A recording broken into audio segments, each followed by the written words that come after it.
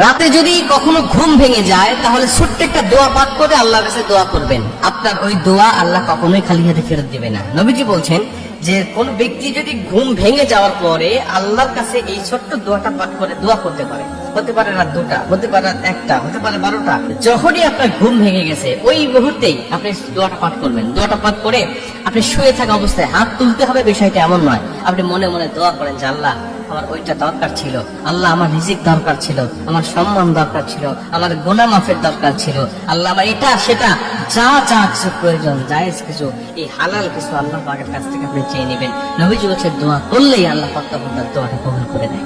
আর আরো ভালো হয় যদি আপনি ঘুম ভেঙে যাওয়ার পরে 2টার সময় আপনার ঘুম ভেঙে গেছে, আপনি উঠে যান, উঠে গিয়ে ওযু করে আপনি 2 রাকাত তাহাজ্জুদ নামাজে দাঁড়িয়ে যান। কারণ নবীজি বলছে যে ওই সময় কিছু চাইলেই আল্লাহ দোয়া কবুল করে। আপনি ঘুম ভেঙে যাওয়ার পরে দোয়াটা করলেন, দোয়াটাও কবুল হয়ে গেল, আর আপনি ওযু করে তাহাজ্জুদ করলেন, তাহাজ্জুদ নামাজটাও কবুল হয়ে গেল। নবীজি বলছেন কোন ব্যক্তির যদি একটা সেজদা কবুল হয়ে যায়, 1 রাকাত নামাজ যদি কবুল হয়ে যায়, ওই একটা সেজদা তাকে জান্নাত পর্যন্ত পৌঁছায় দিবে।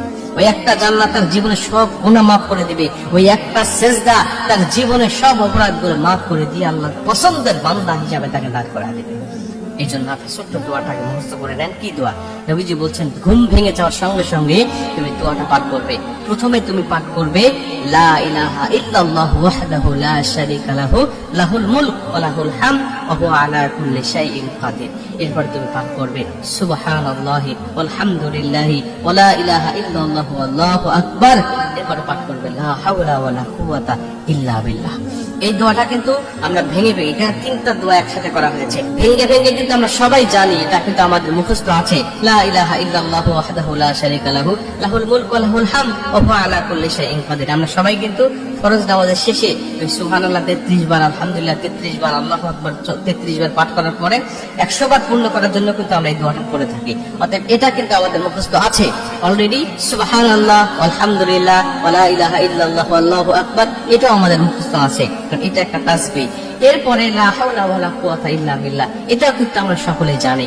এই 3টা দোয়া একসাথে করে ঘুম ভাঙার পরে যদি আপনি পাঠ করে আল্লাহর কাছে দোয়া করতে পারেন, মনের কথাগুলো খুলে বলতে পারেন, আল্লাহ পাক আপনার দোয়া অবশ্যই কবুল করে নেবেন।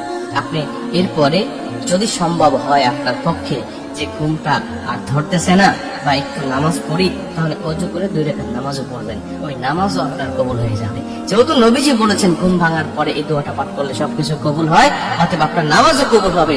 এই নামাজ আপনাকে নাজাতের ওসিলা হিসেবে কবুল করবে।